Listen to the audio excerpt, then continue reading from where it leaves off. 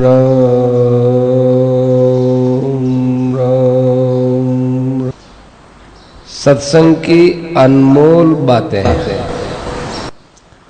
और महत्वपूर्ण बातें हैं।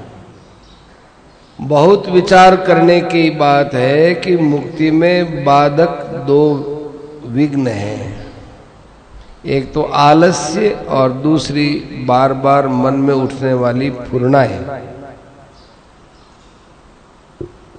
बुरी बात का बहुत जल्दी असर पड़ता है, क्योंकि पिछले जन्म में साधन भजन की तो कमी रही, उसके विशेष संस्कार नहीं रहे, और वर्तमान में संग साधन भजन करने वालों का मिलता नहीं।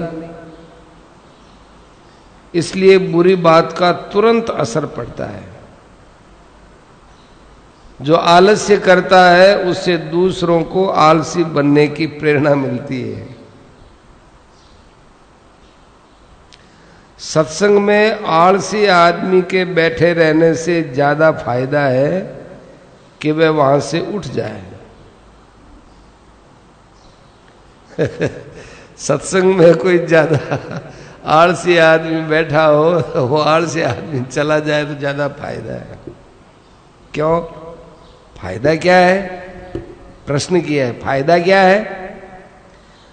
तो वो ये है कि दूसरे सत्संग सुनने वालों के लिए कंटक नहीं बने।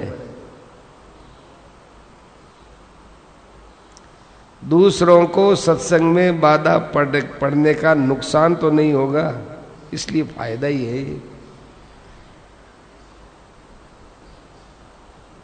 निद्रा के लिए 6 घंटे अलग निकाल लेने चाहिए।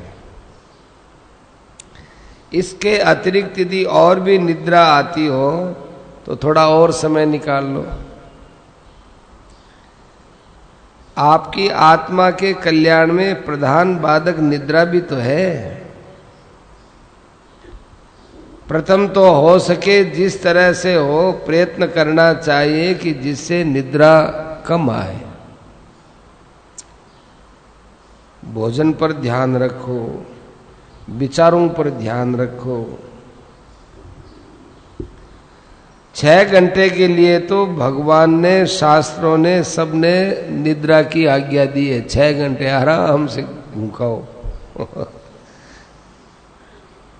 24 घंटे का विभाग इस प्रकार बताया है। युक्ताहार विहारस्य युक्त चेष्टस्य कर्मसु युक्त स्वप्नावबोधस्य योगो भवति दुःखः।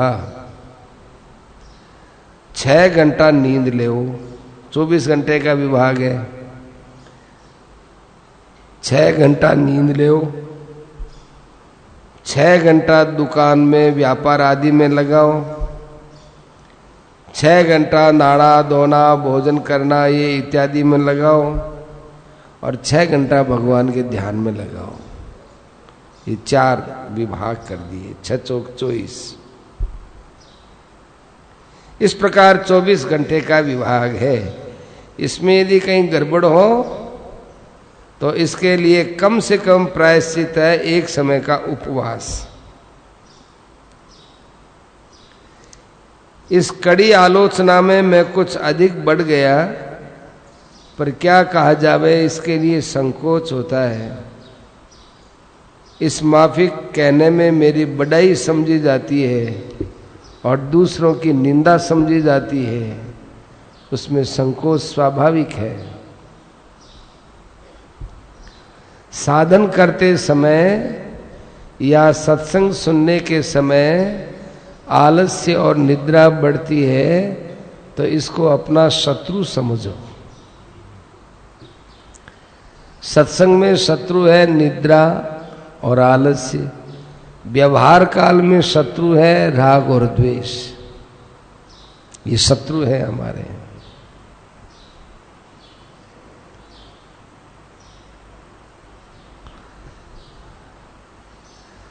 मनुष्य की उन्नति के लिए 2 समय है। एक तो भजन ध्यान सत्संग और व्यवहार काल। इसके अलावा जो समय है वो तो पशुपना है। क्योंकि खाना पीना और दूसरा जगत का व्यवहार ये पशुओं में भी होता है। पशुओं में सात्विक व्यवहार नहीं होता और पशुओं में भजन ध्यान सत्संग नहीं होता। यही मनुष्य की विशेषता है।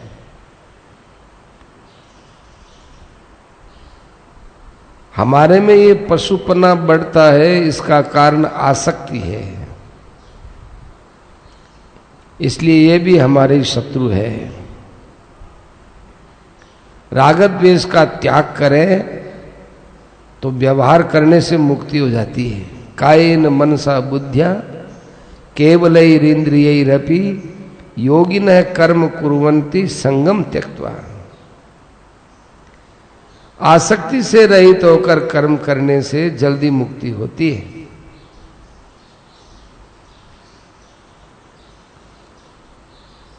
प्रसन्नता से सर्व दुखों का नाश होता है।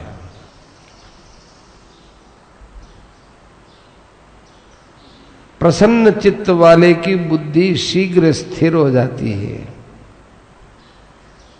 हरदम प्रसन्न रहता है, उसके मन से राग द्वेष भी बहुत जल्दी समाप्त हो जाते हैं। राग द्वेष रहित इंद्रियों द्वारा विषयों को काम में लेवे तो कल्याण तो हो सकता है, पर यह बहुत शूरवीरता का काम है। इस जगह में विषयों में विचरते हुए की बात भगवान ने तो कह दी है। भोगों को काम में लेओ, पर आसक्ति और द्वेष को त्याग करके। राग द्वेष वियुक्तस्तु विषयान इंद्रियश्चरन्। द्वेष से मैं कोई बात कहूंगा तो मेरे भी प्रसन्नता नहीं होगी और दूसरे के भी फायदा नहीं होगा। घर में कभी कोई खटपट हो जाए तो सबसे पहला काम अपनी वाणी को चुप करने में है।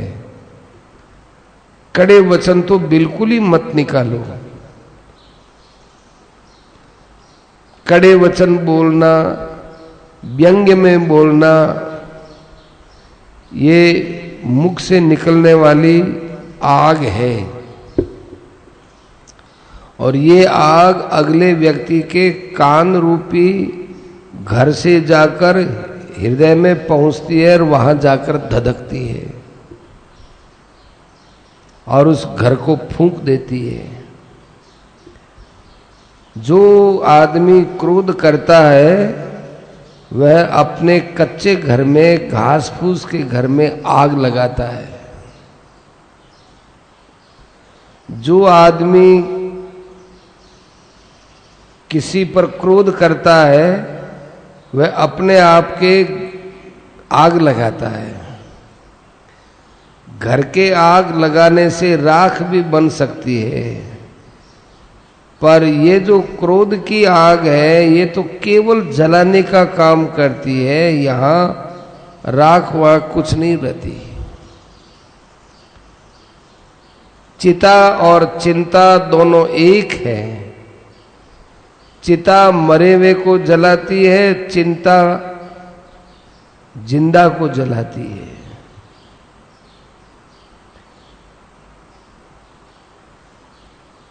मरे हुए को चिता जलाती है और चिंता से मुर्दा बनता है। चिता से भी चिंता बहुत खराब होती है।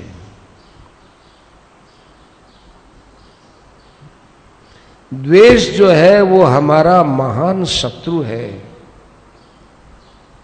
किसी का भी बिगाड़ करने की मन में भावना होती है, ये अपना बिगाड़ करके छोड़ेगी। इसको त्याग दो, फिर संसार में विचरण करो।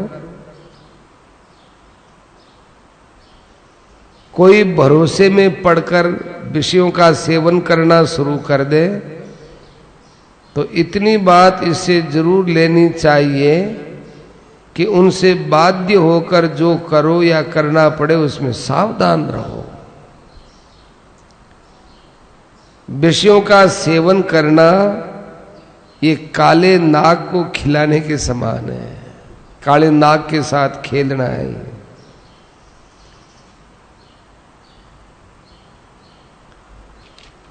राजा जनक भी राज्य करते थे और लोग भी राज्य करते थे, पर क्या राजा जनक और दूसरे राजा एक जैसे ही थे? नहीं। राजा जनक जी राज्य करते थे, उनके अंदर राग द्वेष नहीं था।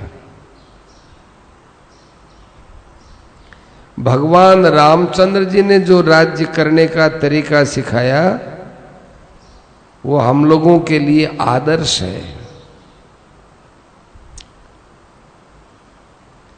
देखो, बहुत बढ़िया बात बताई, बहुत अच्छी बात। अपने शरीर के काम आने वाली वस्तुओं में कम से कम मात्रा में वस्तु का उपयोग करना चाहिए, अपने काम आने वाली, और सादी वस्तुओं को काम में लेना चाहिए। बढ़िया तड़क भड़क के कपड़े हों, बढ़िया हमारे पास पेन हो, बढ़िया चश्मा हो, बढ़िया ये जो हमारे पास चीज हो बढ़िया हो, खूब ऊंचे दर्जे की नहीं, सामान्य चीज होनी चाहिए। ऐसा करने से विषयों की आसक्ति बहुत जल्दी मिट जाती है। पुरुष निष्काम भाव से कर्म करे तो भगवान की पूजा होती है। यदा ही नेन्द्रियार्थेषु न कर्मस्वनुसज्जते सर्व संकल्प सन्यासी योगारूढ़स्तदोच्यते। जिस काल में न तो इंद्रियों के भोग में आसक्ति है न कर्म में आसक्ति है, सर्व संकल्प का त्यागी पुरुष योगारूढ़ होता है। योगारूढ़ हो गया तो मामला ही खत्म हो गया।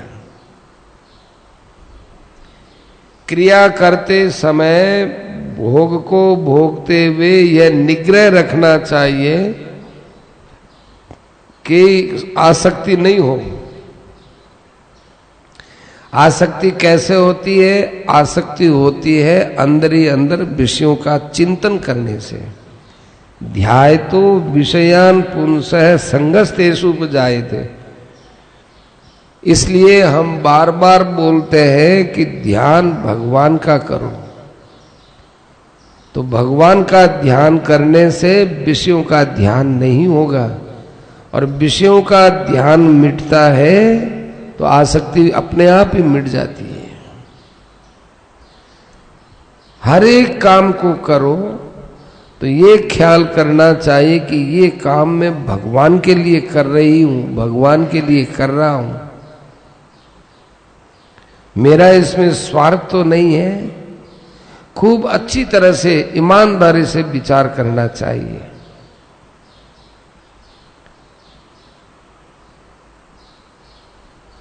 प्राय लोग ये सोचते हैं कि हम ये काम करते हैं हमको क्या लाभ होगा।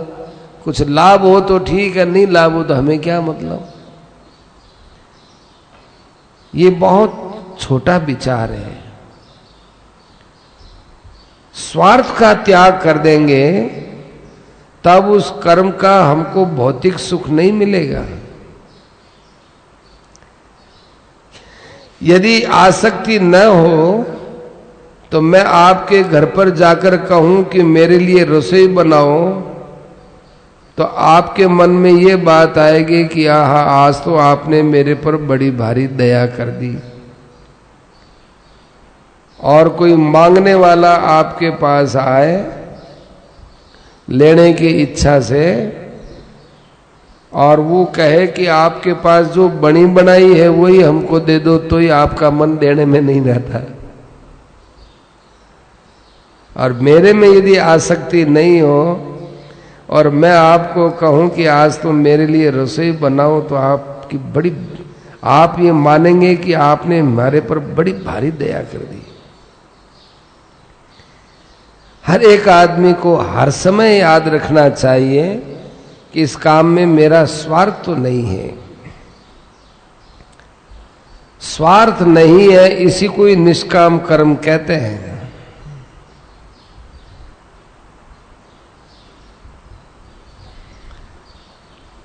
जब तक आप में स्वार्थ है तब तक आप निष्कामी नहीं है। यह बात करते हुए कोई भूल से आप में स्वार्थ रह जाए तो भी लोगों के शंका नहीं है।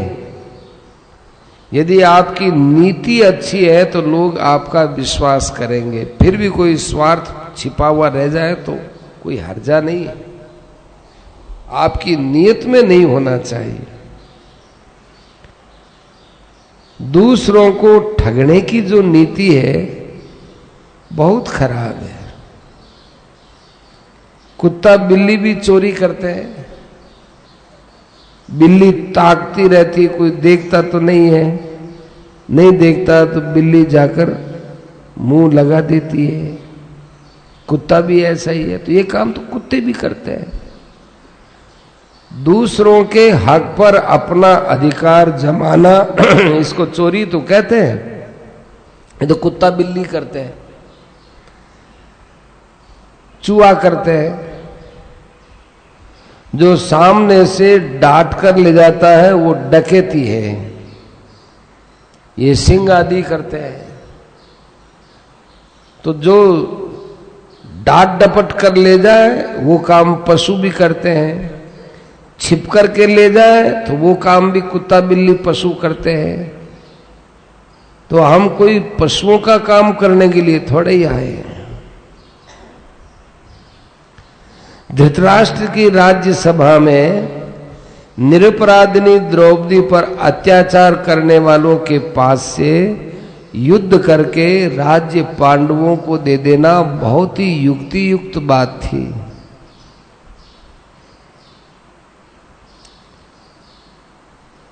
स्वार्थ नरकों में ले जाने वाला है।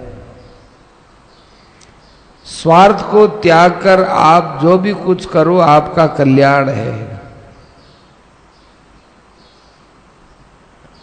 हमारा शत्रु राग और द्वेष है।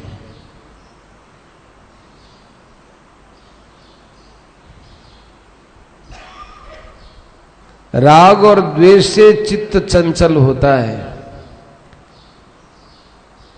लोग राग द्वेष को तो मिटाते नहीं है और चित्त की चंचलता मिटाने के लिए कोशिश करते हैं। जब हम देखें ये पंखा बंद हो जाए,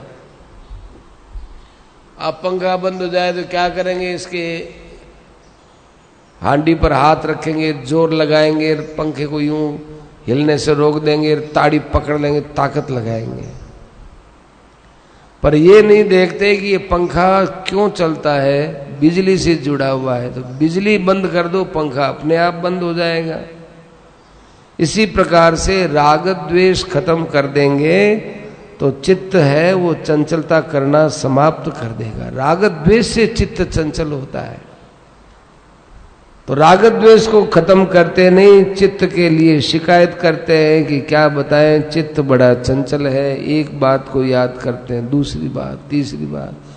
भगवान का भजन ध्यान करते हैं, दूसरी बातें याद आती है, चंचलता आती है।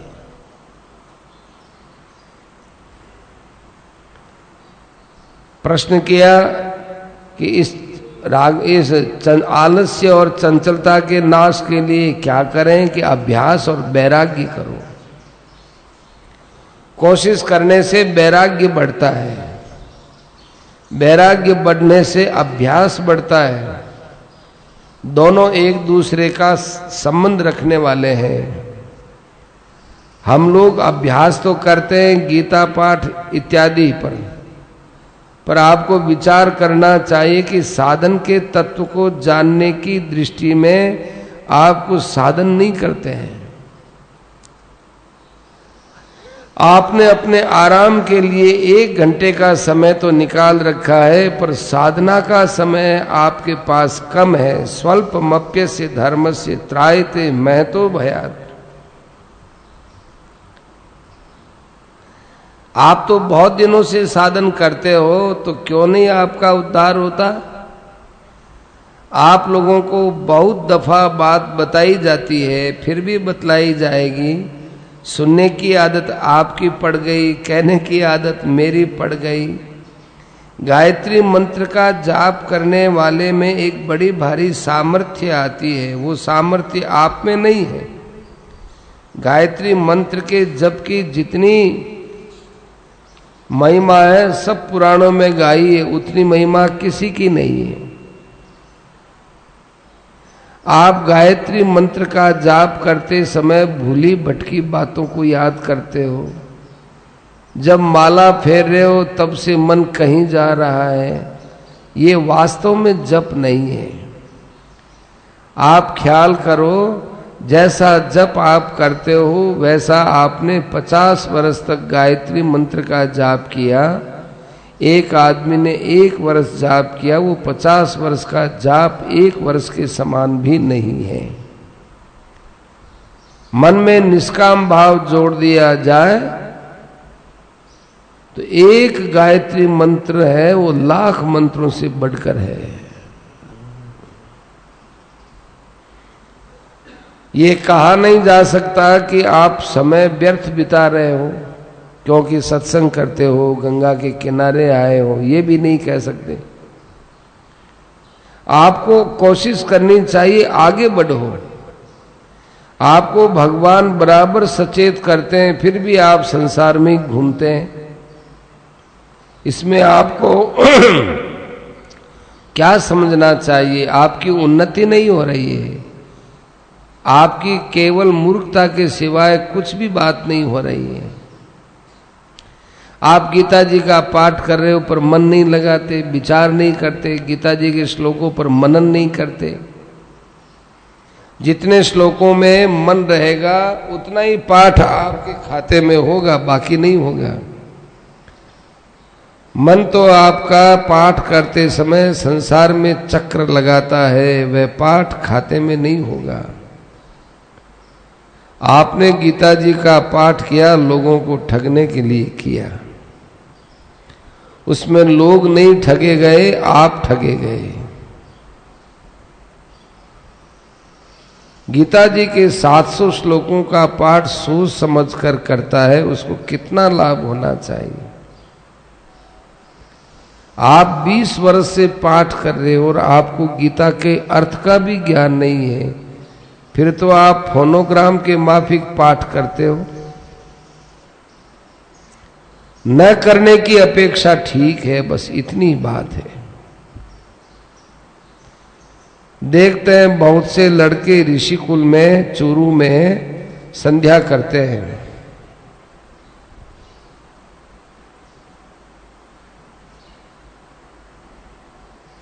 पर ऋषिकुल से बाहर निकलकर छोड़ देते हैं, क्योंकि वो देखता है संध्या करने वालों में कुछ विशेषता तो आई नहीं। ऋषिकुल में पढ़ते हैं तब तो संध्या करते हैं, छोड़ने के बाद चले जाते हैं। संध्या का एक भी मंत्र अर्थ समझने से ऐसी दशा नहीं रहती। अपवित्र है पवित्रो वा, अरे भगवान तो हमारे हर समय में, हम चाहे पवित्र हो अपवित्र हो, कल्याण करने में लगे रहते हैं। भगवान के स्मरण से कल्याण होता है, ये भावना इधर वृत्ति नहीं जाती। आप तो ये मंत्र बोल लेते हो, शरीर पर जल छिड़क लेते हो और संतोष के लिए संध्या हो गई। वर्षा होती है आश्विन में और हम खेत बोते हैं चैत मास में, तो क्या खेती होगी? वर्षा के अनुसार खेती होती है। वर्षा हुई खेती करो, वर्षा कभी हुई खेती कभी हुई।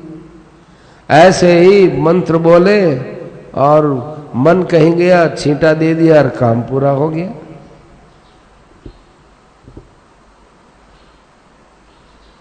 संध्या अपने आप हो जाएगी। आप क्या करेंगे? संध्या करते हैं और लोग भी करते हैं, उनको पता नहीं है।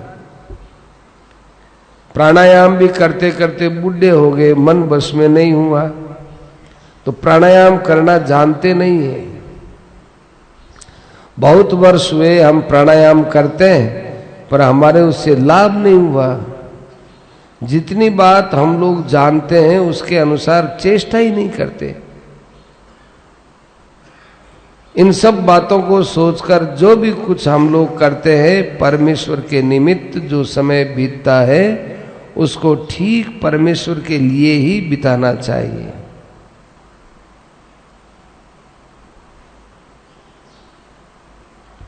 हम लोग ध्यान से, हम लोग परमेश्वर के लिए 1 घंटे का समय निकालते हैं, उसमें भी 59 मिनट की चोरी करते हैं। चोरी क्या करते हैं कि परमेश्वर के लिए जो समय 1 घंटा बिताना चाहिए था, उन 59 मिनटों में हमने संसार का चिंतन किया। अपने समय का सुधार करना चाहिए, कर्तव्य को देखकर सावधान होना चाहिए, नहीं तो पश्चाताप करना चाहिए। एकांत में बैठकर खूब निष्पक्ष होकर के विचार करो तो ख्याल आएगा कि अरे हमारा समय कितना व्यर्थ जा रहा है। रोज सत्संग सुनते हैं फिर भी धोंदू भोंदू की तरह हमारा समय बीत रहा है। धोंदू भोंदू समय जा रहा है। एक दिन मौत अचानक आकर पकड़ेगी, मरने के बाद फिर क्या होगा?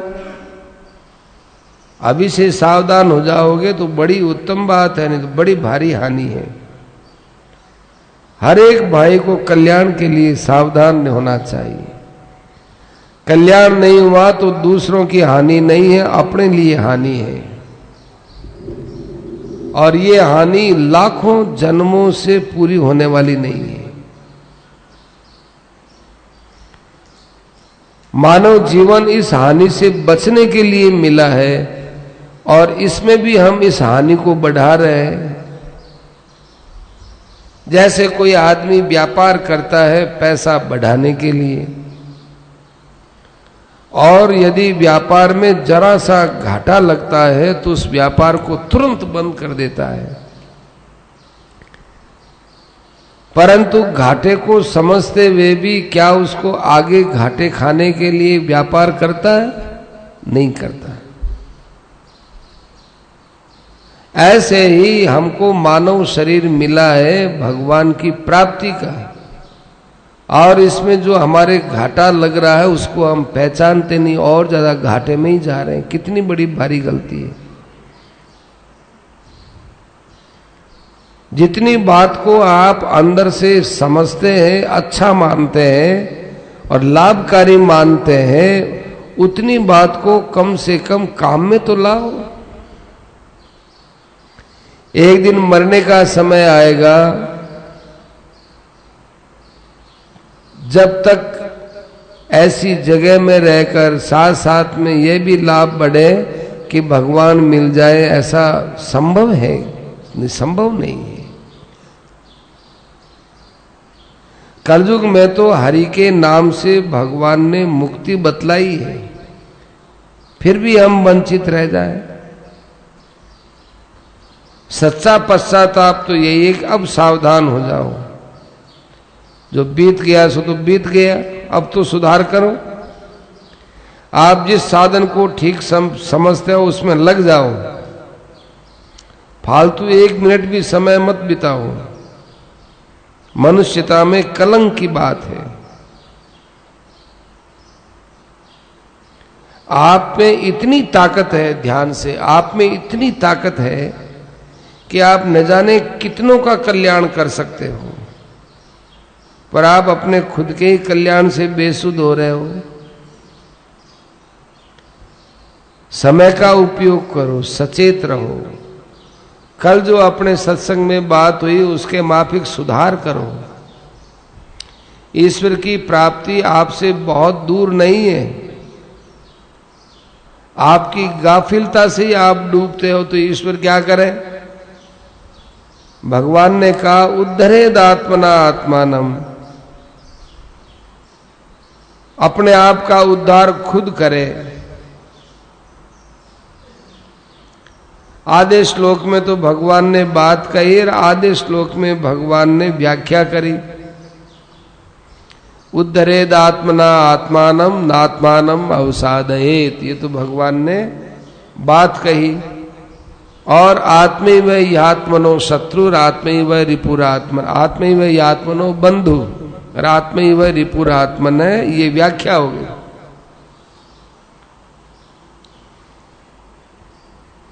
जिस मनुष्य जीवन में परमात्मा की प्राप्ति एक क्षण में हो सकती है, उस मनुष्य जीवन का आप मूल्य ही नहीं समझते। अरे हम तो कहते हैं एक क्षण में परमात्मा की प्राप्ति नहीं हो सकी तो एक दिन में तो कर लो, एक दिन में नहीं तो एक महीने में कर लो, एक महीने में नहीं तो एक वर्ष में कर लो।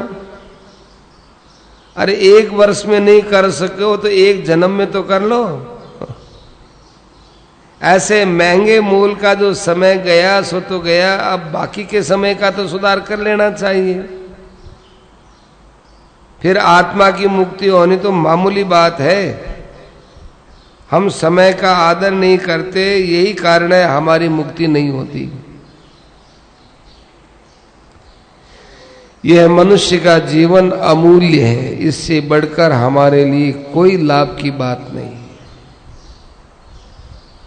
एक मंत्र से आत्मा का कल्याण हो सकता है। आपकी श्रद्धा होनी चाहिए, श्रद्धा फलवती होती है। इस माफिक श्रद्धा की गंगा बह रही है। इस माफिक प्रेम में विबल होकर मुग्ध होकर जप करना चाहिए, बार बार गदगद होकर के, हे भगवान क्या आपका दिव्य रूप है, कैसा आपने हमको मानव शरीर दिया, कैसे हमको योग्य बनाया कि आपका हम हमारे मन में ध्यान कर लेते हैं। ओहो, मन में ध्यान से आपकी प्राप्ति हो गई। मन से आप विषयों का कितना ही चिंतन करो, विषय मिलते थोड़ा ही है, परंतु भगवान का ध्यान करने से भगवान मिलते हैं। ईश्वर का नाम ईश्वर से बड़ा है। संसार में बड़ा परमेश्वर का नाम, इसलिए सब जगह से वृत्ति हटाकर परमात्मा के भजन ध्यान में तत्परता के साथ नित्य निरंतर समय बिताना चाहिए। इसी में ही आपकी सार्थकता है।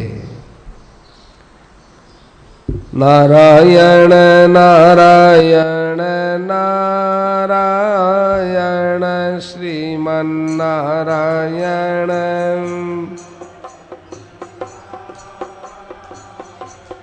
श्रीमन नारायण नारायण नारायण,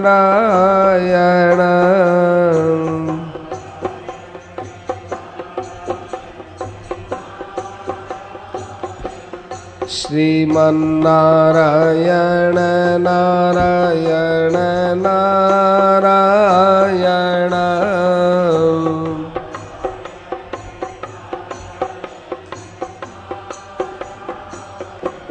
श्रीमन नारायण नारायण नारायण,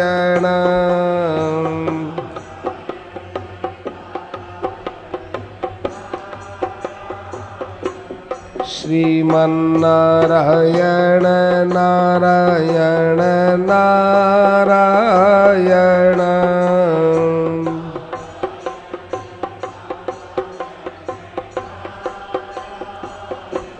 श्रीमन नारायण नारायण नारायण,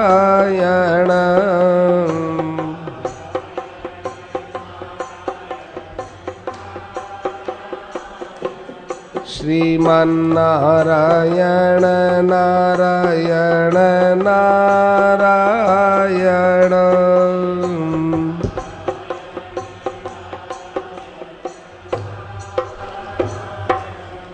यस्य स्मरण मात्रेण जन्म संसार बंधना